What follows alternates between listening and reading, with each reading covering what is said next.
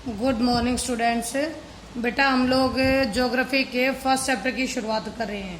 First chapter में मुझे हर एक लाइन के साथ आप लोगों को एक मैप दिखाना है, इसलिए मैंने आपकी बुक और नोटबुक दोनों साथ लेकर ही काम शुरू किया है। ठीक है, तो हम लोग चैप्टर की शुरुआत करते हैं। बेटा ये फर्स्ट चैप्टर है, इसका नाम है भारत आकार और स्थिति। ठीक है, जिसमें हम लोग इस पूरे के पूरे मैप को पूरे अच्छे से पढ़ेंगे। इसकी जो आप लोगों की अक्षांशीय रेखाएं हैं, जो आपकी देशांतरीय रेखाएं हैं, इन सब के बारे में हम लोग रीड करेंगे।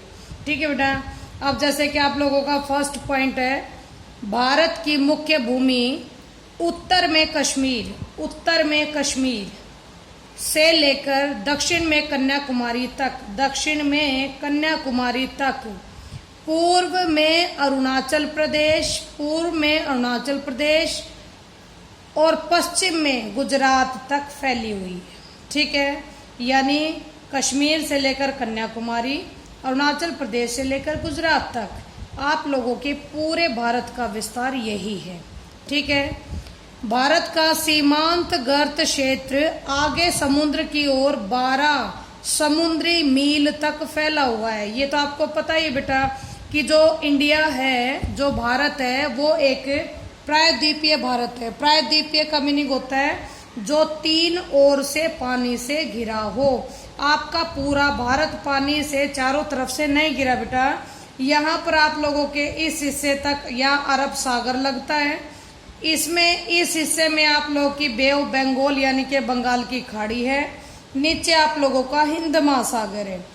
ठीक है, तो 3 ओर से पानी से लगता है, तो समुद्री मील ये कहता है समुद्र की ओर आगे 12 समुद्री मील तक भारत फैला हुआ है। भारत की दक्षिणी यानी साउथ की सीमा बंगाल की खाड़ी में, यानी बंगाल की खाड़ी में आप लोगों के 6 डिग्री 45 पूर्व उत्तर अक्षांश पर निर्धारित होती है। ठीक है, यानी आपकी अक्षांशीय रेखाएं हैं। अक्षांशीय रेखाओं में जो आप लोगों का बंगाल की खाड़ी है, वो बंगाल की खाड़ी आप लोगों की पूरी प्रॉपर आपको नजर आती होगी। 20 है, 16 है, 12 है, 8 है, नीचे आप लोगों की 4 भी आएगी। यानी इसमें जो आप लोगों की 6 डिग्री और 45 पूर्व उत्तर अक्षांश पर निर्धारित होती है।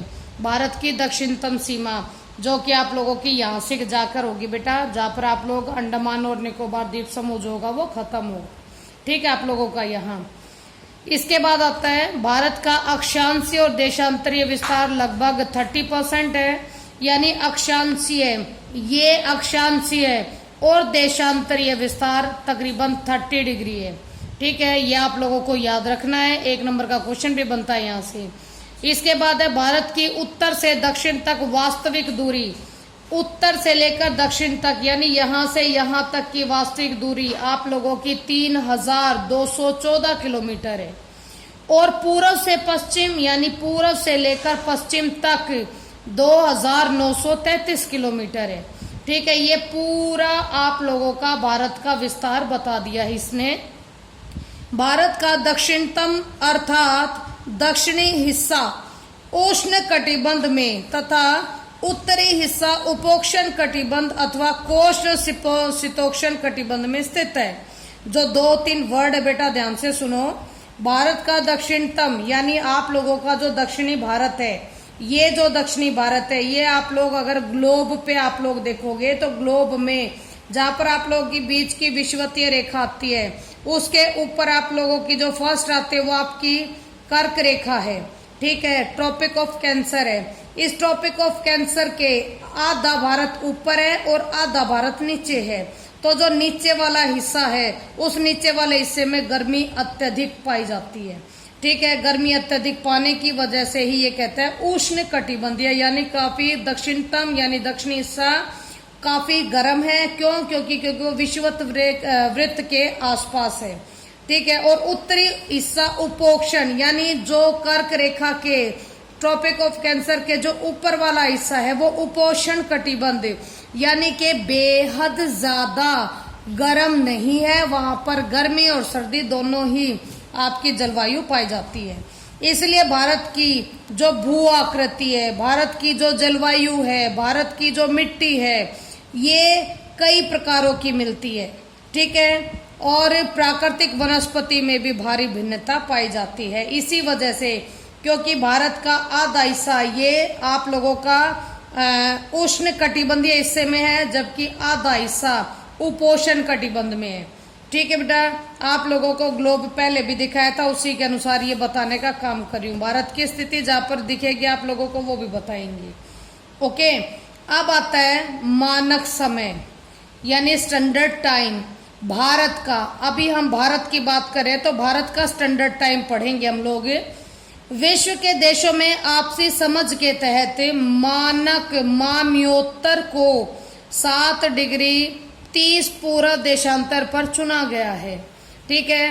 विभिन्न विश्व के बहुत सारे देश बेटा इन्होंने आपसी सहमति तय करी और यामयोत्तर 7 डिग्री 30 देशांतर को विश्व में मानक समय का निर्धारित पॉइंट माना गया, ठीक है। 7 डिग्री 34। अब इसमें भारत भारत किसको मानता है वो देखो, 82 डिग्री 30 पूर्व यामयोत्तर। इधर देखो बेटा ऊपर आप लोगों का ये 80 है, ये 84 है, ठीक है। ये 80 है, ये 84 है। इसके कहीं यहाँ बीच में, यहाँ पर बीच में आप लोगों का 82 पड़ेगा, ठीक है। 82 यहाँ पड़ेगा आप लोगों का। और यामयोत्तर भारत की मानक यामयोत्तर चुना गया इसको 82.30 डिग्री पूर्व को। इसीलिए भारतीय मानक समय ग्रीनविच के समय से 5 घंटे 30 मिनट आगे है, ठीक है। अगर आप लोगों को ग्लोब पे बताया जाए, ये मान लो ग्लोब है, इस ग्लोब में बीचों बीच आप लोगों की ग्रीनविच रेखा है जिसको विश्व के स्टैंडर्ड टाइम माना गया है। भारत इस वाले हिस्से में पड़ता है और इधर वाले हिस्से में हमेशा टाइम आगे चलता है, ये पूर्व वाला हिस्सा है। और पश्चिम वाले हिस्से में हमेशा टाइम पीछे चलता है, ठीक है। तो भारत यहाँ है आप लोगों के और ग्रीनविच यहाँ पर पड़ती है, तो भारत और ग्रीनविच के बीच में तकरीबन 5.5 घंटे का टाइम पीरियड बचता है, यानी बीच में इनके इतना डिफरेंस आता है, ठीक है बेटा। इसके बाद आप लोगों का आता है कुछ देश ऐसे भी हैं जिनमें अधिक पूर्व पश्चिम विस्तार के कारण एक से ज्यादा मानक देशांतर रेखाएं हैं। भाई यहाँ पर ये बात पढ़ाने से पहले मैं इंडिया के बारे में बताऊं कि इंडिया में केवल एक ही मानक समय है, चाहे आप लोगों का पूर्वी हिस्सा हो, चाहे आप लोगों का पूर्वी हिस्सा हो, चाहे आप लोगों का पश्चिमी हिस्सा हो, आप लोगों के लिए एक ही मानक समय माना गया है, ठीक है। लेकिन बहुत सारे ऐसे देश है बेटा जहाँ पर एक ही देश में कई सारे टाइम है, जैसे कि संयुक्त राज्य अमेरिका में इसमें 6 समय कटिबंध है, यानी कि अलग अलग जगह पर 6 टाइम, अलग अलग सुइयां अलग अलग वक्त पर टाइम बताती हैं, ठीक है। भारत में केवल एक ही मानक समय है।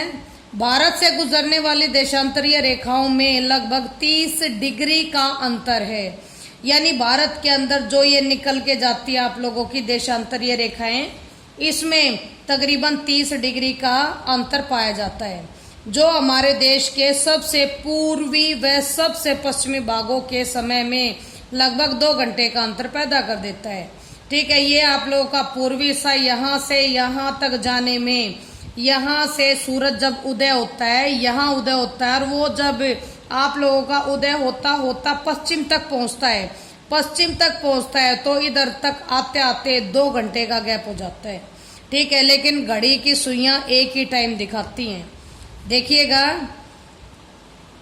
लेकिन भारत की घड़ियों की सूर्य, जो भारत की घड़ियां हैं उनका सूर्य किसी भी वक्त बने, किसी भी वक्त उगे, समय हमेशा समान ही बताती हैं, क्योंकि भारत में एक ही मानक समय को मंजूरी दी गई है, ठीक है।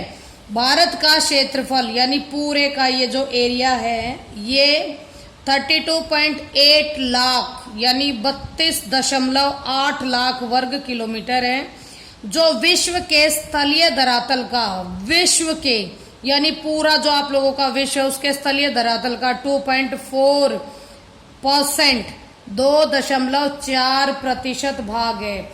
इस प्रकार भारत विश्व का 7वां बड़ा देश है। एरिया वाइज भारत विश्व का 7वां बड़ा देश है। इतना क्लियर हो गया बेटा? ओके, इसके बाद हम लोग आकार करेंगे, वो मैं आपको नेक्स्ट वीडियो में बताती हूँ। Thank you.